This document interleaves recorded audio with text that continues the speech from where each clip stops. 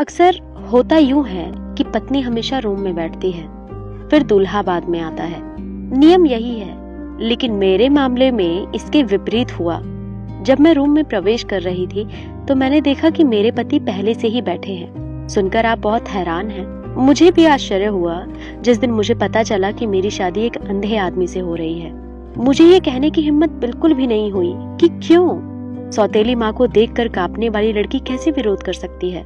जमींदार का घर, नई बहू को देखने के लिए लोग इकट्ठा हो रहे हैं। मैं गुड़िया जैसी गहने पहनकर बैठी हूँ।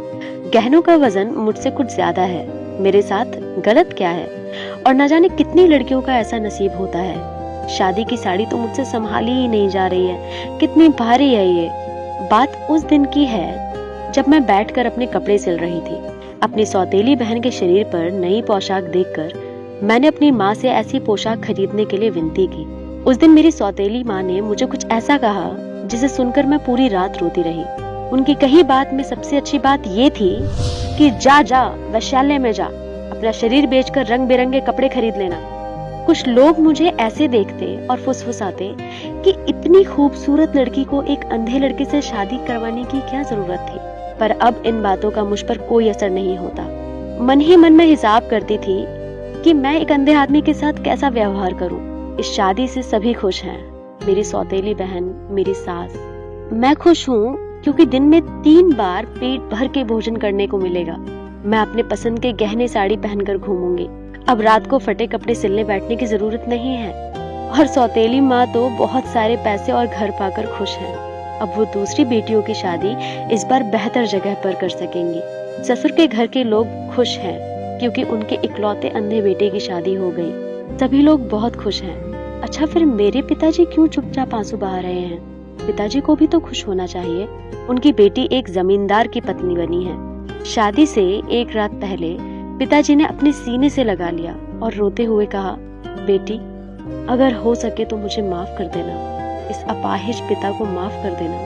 पिताजी को रोते हुए देख मैं सहम सी गई थी। मेरी आंखों में आंसू नहीं निकले।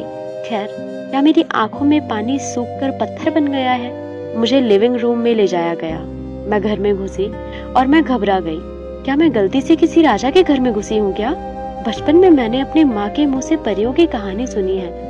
माँ मेरी बाल बांधती थी और मुझे कहानियां सुनाती थी। मेरी परी की भी शादी इतने खूबसूरत घर में होगी। राजकुमार घोड़े पर सवार होकर आएगा। माँ की बातें सुनकर मैं खिलखिला उठती थी। माँ की बात सच हो गई है। आज मैं जमींदार के घर की पत्नी हूँ। मुझे मेरे पति के बगल में रखा गया था। मैंने उसे अभी तक नहीं देखा है। सब जाने लगे। जैसे ही वह जा रहे थे, उनमें से एक मुस्कुराया और कहा, चलती हूँ भाभी, रात हो गई है। सब जाते ही मैंने अपने दूल्हे को देखा। बहुत ही शांत आदमी, दिखने में जमींदार जैसे हैं। ऐसा लगता है कि हर शब्द सोच समझकर बोलते हैं। पूरे चेहरे पर गंभीरता। मैंने हाथ उठाकर उन्हें प्रणाम किया। उसने महसूस किया और भारी स्वर में कहा, तुम मेरे सिर का ताज हो। मेरा पैर पाकर अपने आप को छोटा मत करो। उसकी बात सुनकर ऐसा लगा जैसे मेरा मन शांति से भर गया हो। फिर उसने कहा, देखो, हमेशा याद रखना कि तुम मेरी पत्नी हो। तुम इस घर की सदस्य हो। मुझे नहीं पता कि तुम कैसी दिखती हो। मुझे यह भी नहीं पता कि मैं तुम्हें एक दिन देख पाऊंगा या नहीं। और आप ये सब जानते हुए भी इस घर में पत्नी बन के आई हैं। इसलिए आपका मैं बहुत आभारी हूँ। मैं चुपचाप उसकी बात सुन रही हूँ। उसी समय उसने हाथ उठाया और कुछ खोजने लगे। तो मैंने कहा, क्या आपको कुछ चाहिए? उन्होंने सोचते हुए कहा, थोड़ा पानी पीना है। क्या तुम मुझे थोड़ा पानी दे सकती हो? मैंने पानी उनके हाथों में सौंप दिया। उन्होंने थोड़ा पानी पिया और मुझसे कहा, बहुत रात हो गई है, सो जाओ। उसी समय मेरे कानों में एक आवाज आई। कोई जोर जोर से रो रहा है। मुझे अकेला छोड़ दो, मैं अपने पिता के पास जाऊंगी। मुझे अकेला छोड़ दो। अचानक इतनी चीख पुकार सुनकर मैं चौंक गई। वहीं दूसरी तरफ कोई रोए जा रहा था। मैं पिताजी के साथ जाऊंगी, मैं पिताजी के साथ सोऊंगी, मुझे जाने दो। मेरे पति ने हाथ उठाया और उठ खड़े हुए। वह धीरे धीरे दरवाजे की तरफ गए। मैं देख रही हूँ, दरवाजा खुलते ही एक प्यारी सी बच्ची अपने पिता की गोद में कूद पड़ी और रोने लगी। पापा, मैं तुम्हारे बिना नहीं सो सकती। मेरे लिए सब कुछ स्पष्ट हो गया। यह उसकी बच्ची है। वह सिर्फ अंधा नहीं, विवाहित भी है। यह मेरे जीवन का एक और महत्वपूर्ण मोड़ है। अंदर खून उबल रहा है।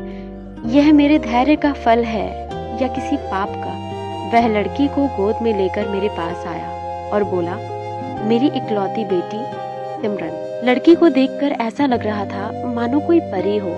सिमरन ने मेरी तरफ देखा और गुस्से से बोली, तुम मेरी माँ के घर में क्या कर रही हो? लड़की की बात सुनकर मैं हैरान रह गई। सिमरन के पिता ने सिमरन से कहा, सिमरन, मैंने तुमसे कहा था ना, तुम्हारी माँ आकाश में एक तारा बन गई है और एक दिन वह तुम्हारे पास वापस आएगी।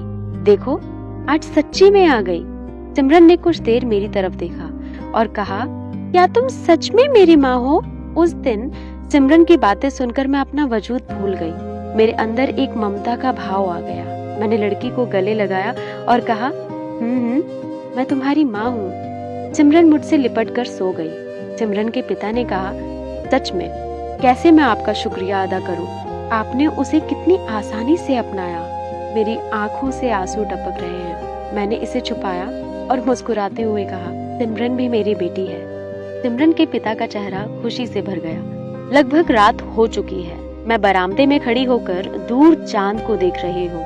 सिमरन अपने पिता को गले लगाकर सो रही है। आज माँ का चेहरा बहुत याद आ रहा है। अच्छा, माँ मुझे देख सकती हैं? तब मैं अपनी माँ से पूछती, अच्छा माँ, तुमने कभी नहीं कहा मुझे एक राजा के राज्य के साथ एक प्यारी राजकुमारी भी मिलेगी? थोड़ी देर में ही सुबह हो गई। मुझे बहुत काम करना था। अब मैं एक नई पत्नी हूँ, एक माँ और एक धर्म पत्नी। सिमरन को जगाना है, उसे तैयार करके स्कूल भेजना है। अब मैं सिमरन के पिता की आंख हूँ। अब वह मुझ पर भरोसा करने लगे हैं। मैंने एक एक करके जेवर खोले।